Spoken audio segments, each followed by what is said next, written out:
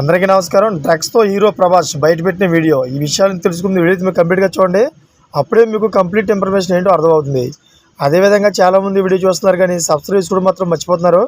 దయచేసి సబ్స్క్రైబ్ చేసుకోండి. సబ్స్క్రైబ్ చేసుకోవడం వల్ల నేను చేసే ప్రతి ఒక్క అప్డేట్ మీరు ముందుగానే పొందగలుగుతారు.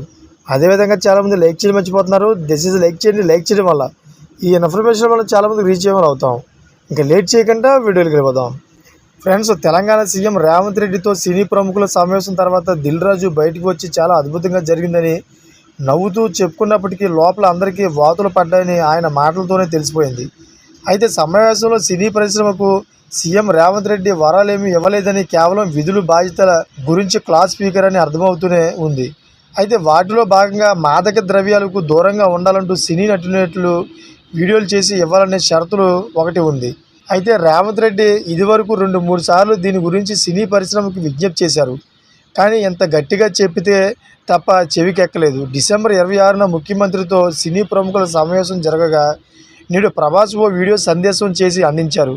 అంటే 6-7 నెలల క్రితం చెబితే పట్టించుకుని సినీ పరిశ్రమ ఇప్పుడు కేవలం 5 రోజుల్లోనే స్పందించింది.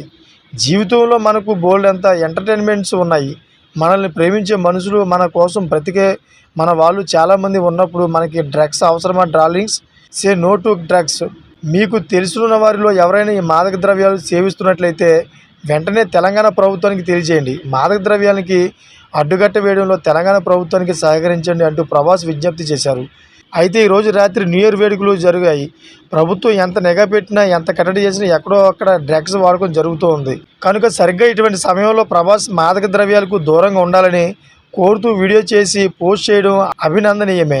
బహుశా త్వరలో పెద్ద హీరోలందరూ కూడా వీడియోలు చేసి పోస్ట్ చేస్తారని ఆశించవచ్చు.